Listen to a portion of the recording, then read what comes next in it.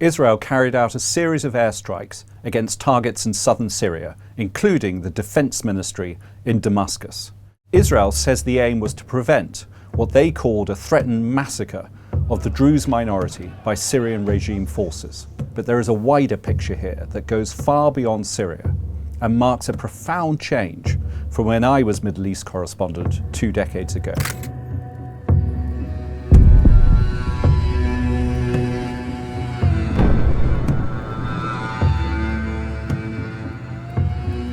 Benjamin Netanyahu is trying to eliminate every last threat to the state of Israel and reshape the Middle East.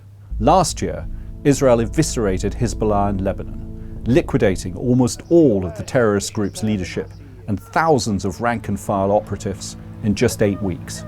Hezbollah had been keeping Bashar al-Assad's regime in power in neighbouring Syria, but its near destruction left him gravely weakened. That triggered Assad's downfall and his flight into exile in Moscow last December. And with Iran now also weakened by Israel's 12-day war, Netanyahu is once again turning to Syria.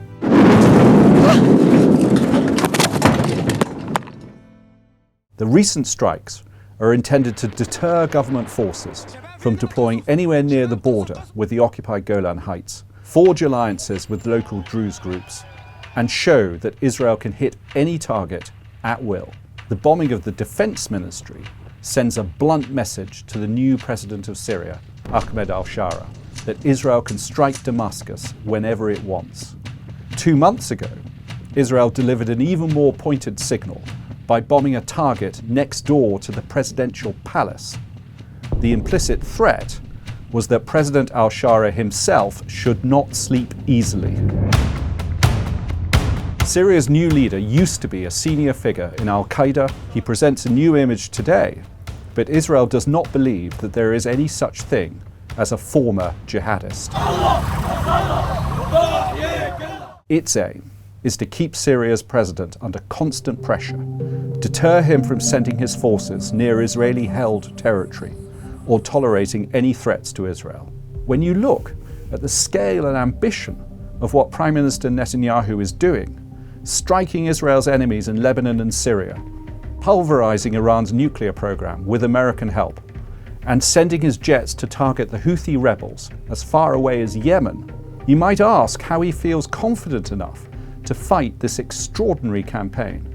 When I was reporting from Jerusalem 20-odd years ago, America enforced much clearer limits on Israel's freedom of action. But today, America under Donald Trump is giving Israel a free hand to act as it sees fit, dealing with threats that have been there for decades and changing the whole balance of power in the Middle East.